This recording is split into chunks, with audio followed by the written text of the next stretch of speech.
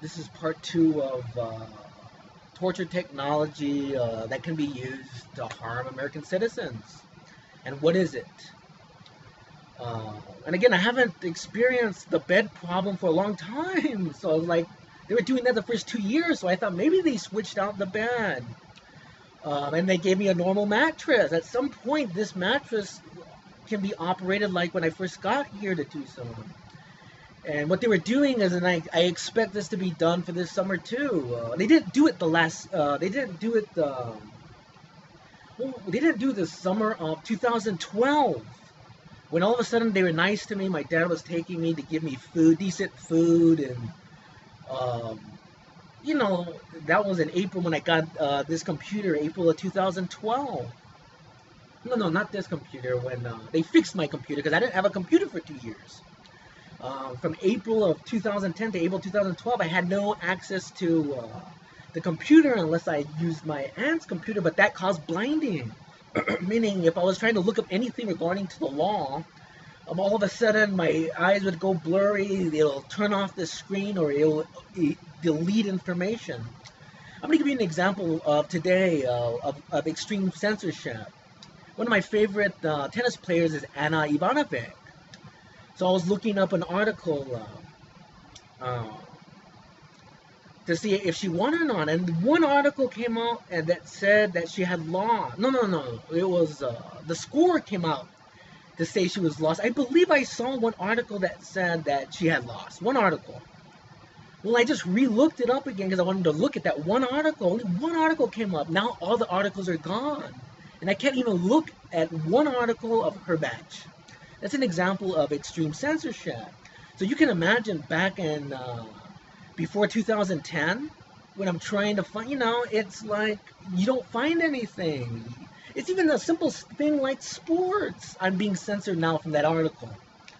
And then I can't find any other article or Rachel Maddow's articles. I try to fact check other articles and then I can't find them. It's like, it's extreme government. This is called extreme nationalism and it's fascist. Again, these are facts that go under a definition, but I'm giving you an example.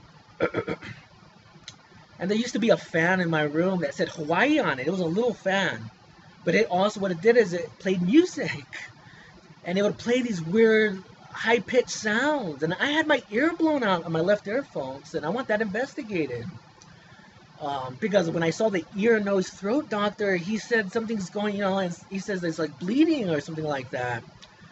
And I said, what am I supposed to do if I don't? Because I was using hearing protection at that time, and if I don't use the hearing protection, it's like, at that time, it was like, I couldn't, this makes sound really bad, folks, inside my room of what's going on outside. So there's some type of material that's personifying sound that's within the material of these walls. So it makes me believe that this room has been taken down and rebuilt with some type of technology. Again, I want to know what the patents are and what the technology is. But that fan, it was, and I'm like, wait a minute, man, what's going on there? And I had my ear blown out, and I talked to a Dr. Hartman. That's also in my letters that didn't go to GMA and the Today Show.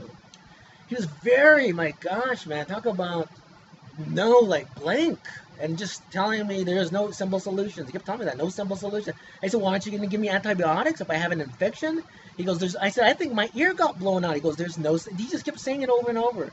There are no simple solutions. I said, well, if I have an infection, wouldn't you give me antibiotics? He said, there's no simple solutions.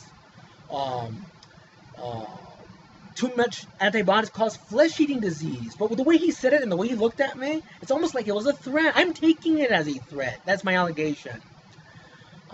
Because I believe that over a period of time, somehow I've been forced under some kind of extreme medical experiment to harm me, folks. And I've been very hard.